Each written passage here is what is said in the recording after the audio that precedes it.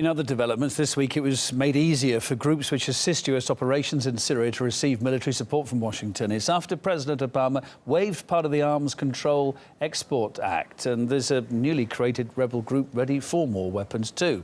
Known as the Syrian Elite Forces, they're 45,000 strong, and according to the American army, are fighting ISIL in northern Syria. Their leader is well known to Western governments as a prominent Syrian opposition figure. In fact, in the past, he's met French President Francois Hollande and the US Secretary of State John Kerry. But among US lawmakers, there are some who oppose Washington's decision here too. We must stop this madness. We must stop arming terrorists. I'm introducing the Stop Arming Terrorists Act today to prohibit taxpayer dollars from being used to support terrorists. Washington's decision to beef up its military support comes despite failing to successfully equip and train rebels in Syria in the past.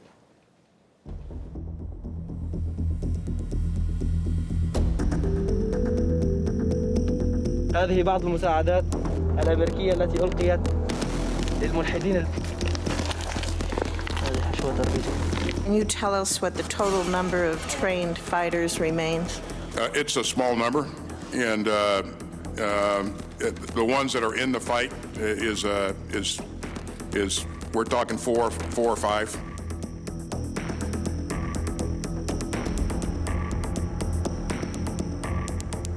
We are trying to recruit and identify people that, as you put it, can be counted on to have the right mindset and ideology, not be aligned with groups like ISIL. It turns out to be very hard to identify people who meet both of those criteria.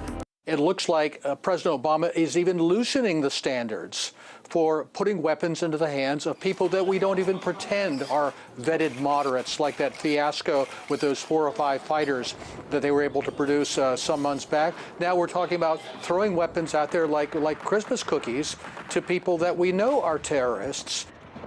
Commenting on the decision, the US State Department said that any assistance given to the rebels is carefully monitored, but they can't guarantee that their weapons won't eventually change hands. Kali Chichikan's across the story in more detail for us. The Obama administration says that the weapons are intended for Syrian rebels fighting terrorists, notably Syrian Democratic Forces, who are now working to liberate Raqqa from ISIL. The SDF has recently teamed up with around 45,000 fighters of the so-called Syrian Elite Forces, so presumably they will be getting some of the weapons. Here's one of the questions that comes up with the new influx of U.S. weapons in Syria. What will happen to these weapons after the rebels fight ISIL? Who will they be turned against? Again, I mean, look, this is all, and this is something we've been working very hard on, and this is the last question on this, working as we liberate, or these groups, frankly, the Syrian Democratic Forces liberate territory in Syria. We work to bring and provide stability back into these cities. Work with local governments, local councils to reestablish stability in these areas. We're also working with these groups, and this is something that our special envoy Brett McGurk is in constant contact with many of these groups, as well as with Turkish authorities and others in the region on what comes next, and that's something we're looking at down the road. But the immediate priority here is defeating Daesh. And like I said, we wish that other foreign actors in Syria had those same aims. What about, is it only against Daesh? I've answered your questions. Please, go ahead. It's an interesting question with al-Nusra, which is al-Qaeda in Syria, because the terrorists have partnered with the rebels in eastern Aleppo. According to a U.S. official, the weapons will not be going to them, but will go to rebels in other regions. However, the Obama administration says it cannot guarantee that the weapons will not end up in the hands of terrorists. The assistance that we provide to these groups is obviously done under careful monitoring. But, of course, I'm never going to be able to say on any given battlefield, and we've talked about this before, that equipment, assistance can't change hands, but we haven't seen it recently. And, in fact, to the contrary, as ISIL has lost territory, as it's been on the run, The administration's latest decision to send more arms to the rebels suggests that they have now found the right people, and they are in the tens of thousands. There's more too. The US has also revealed its readiness now to increase its own military presence in Syria. That's from Defense Secretary Ashton Carter. The United States will deploy approximately 200 additional U.S. forces in Syria, including Special Operations Forces trainers, advisors, and explosive ordnance disposal teams.